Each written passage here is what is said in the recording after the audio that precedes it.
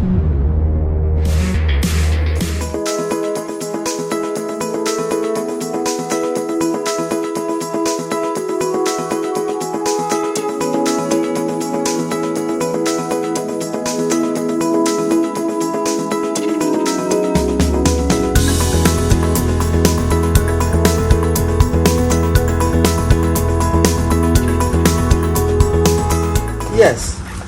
When you came in to the studio, you were on the phone, and I noticed that you were conversing confidently and comfortably in the Nigerian language, and that struck me. Given that you've been living in the UK now for 6 decades or more, how have you been able to retain your linkage with your Nigerian roots?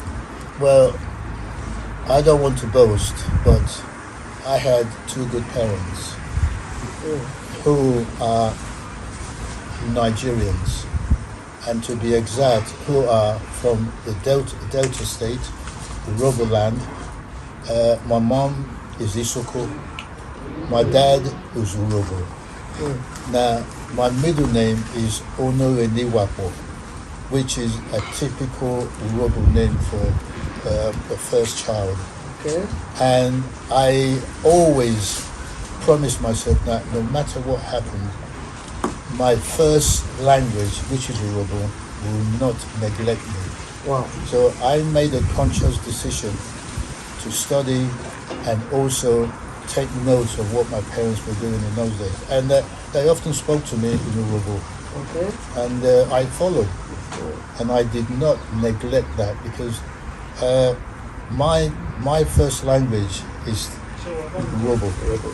So why should I know this? Has it been a disadvantage? I asked this question for a specific reason. Yeah. Often we hear many recent generation of Nigerians, immigrants, who worry that, they do not want, their heritage, their language heritage to affect the fortunes of their children, and so they dissuade them from learning or make the effort to have their children learn to speak, their mother tongue.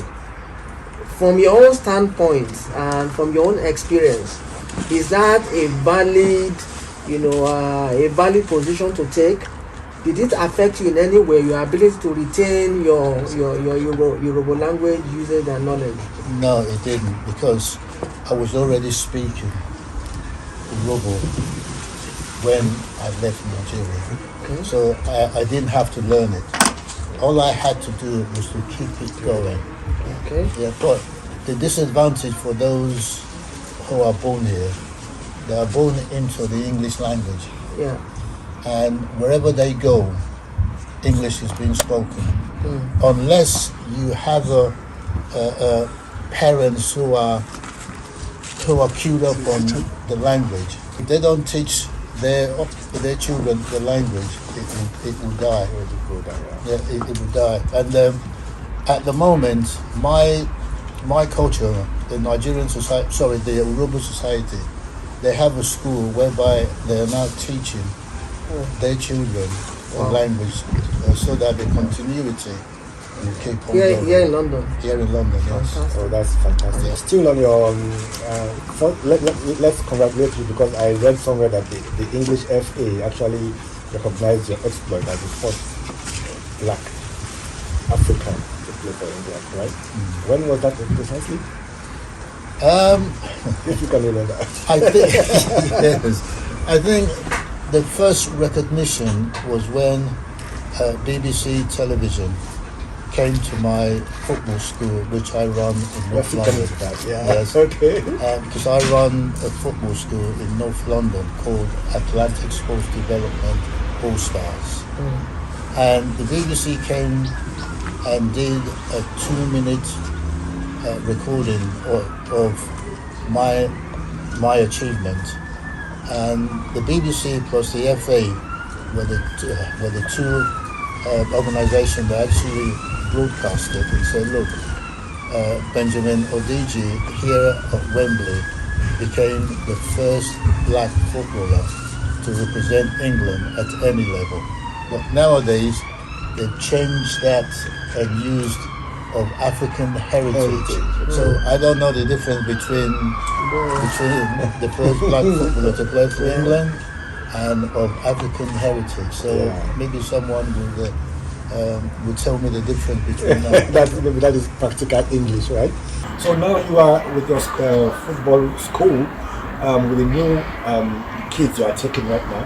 What is the projection? What is the motivation, the projection, and how can you relate that the present crop of African children in the UK now, and how we can produce players like the Bukayo Sakas, the black kids in the Well, as I said before, I run a football school. My intention of doing this was to set out and look at some of our African children who are not succeeding in the classroom. And as a result, they will be branded as failures, those who will not understand what's happening in the classroom. So my intention is to take them out of the classroom if they're not doing too well. And because you notice that some of these guys, when they come to academic duties, they find it difficult to access the curriculum.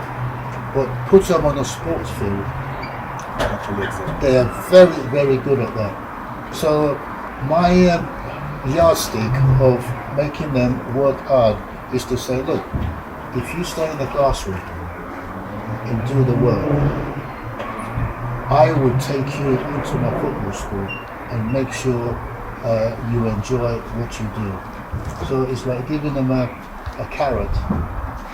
So making the football like an incentive. An incentive for them to do the schoolwork. And most of them have actually built into that and they're doing well at school. But as I keep saying to them, not every young lad who wants to be a professional footballer will make it. At the same time, you need the academic work too, because as a footballer, your lifespan is limited. Yeah? Because at the age of 29, 30 something, you're classified as being old. And you need something to fall back on. If you can stay in that classroom and do the work and get that small piece of paper that says you're qualified to do A, B, and C, then once you finish playing, you can fall back into it. That's a pleasure. It's a pleasure. Thank you very much. Thank you, sir. Thank you.